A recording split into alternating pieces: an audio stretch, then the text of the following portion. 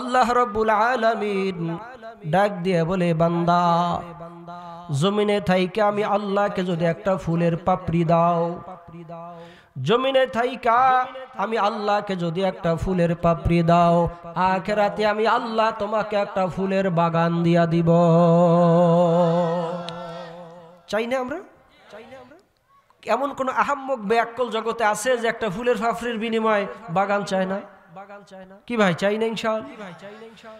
কি সেই ফুলের পাপড়ি?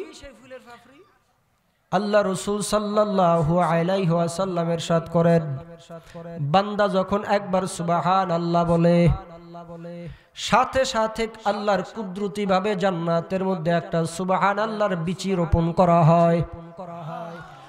সুবহানাল্লাহর বিচিতে কি গাছ হবে? বুঝে নাই? করলার বিচিতে কি গাছ হয়? কলা গাছ।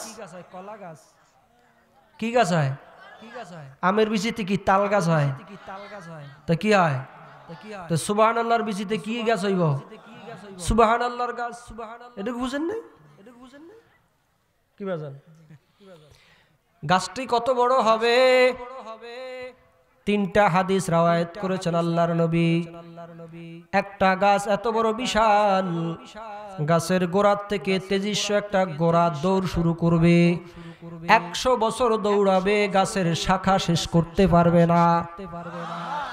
দ্বিতীয় নাম্বার রাওয়ায়াত, 300 বছর দৌড়াবে, গাছের ছায়া অতিক্রম করতে পারবে না।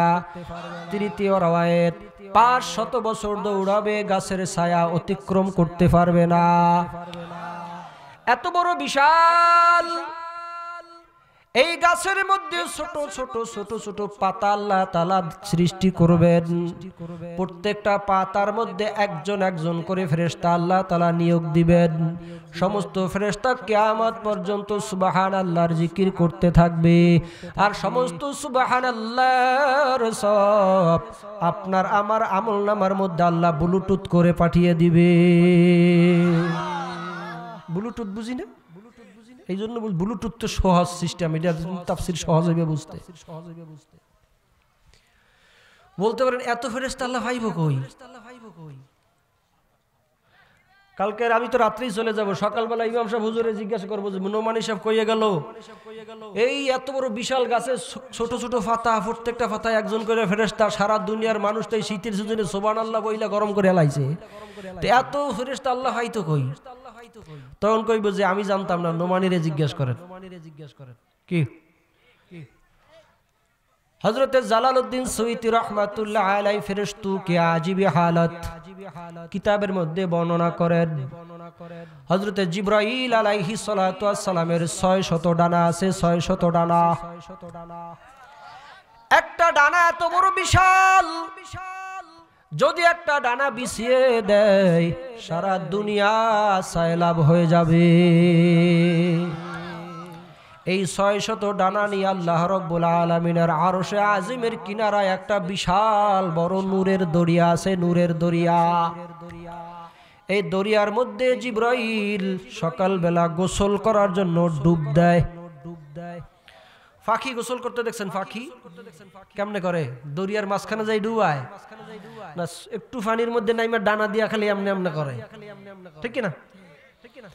জিবরাইল 600 ডানা নিয়ে নূরের দরিয়ার মধ্যে ডুব দিয়ে উঠে যখন ডানায় ঝাড়া শুরু করে দিবে, যত নূরের কণা ছিটকে পড়ে যাবে, প্রত্যেকটা কণা দিয়া আল্লাহ রাব্বুল আলামিন এক একজন ফেরেশতা সৃষ্টি করেন।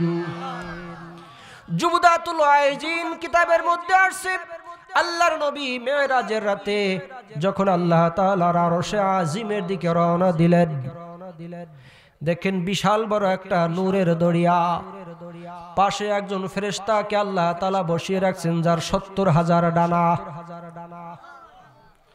যখন বান্দা সুবহানাল্লাহ বলে, খুব খেয়াল করবেন, বান্দা যখন সুবহানাল্লাহ বলে এই ফেরেশতা আস্তে একটু নড়াচড়া শুরু করে।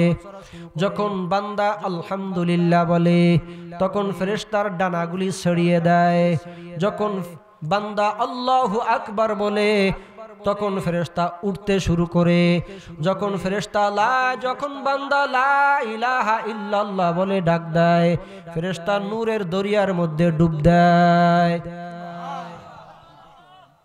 যখন বান্দা লা হাওলা ওয়ালা কুওয়াতা ইল্লা বিল্লাহ পড়ে, তখন ফেরেশতা উঠে তার ৭০,০০০ ডানায় ঝাড়া দেয়।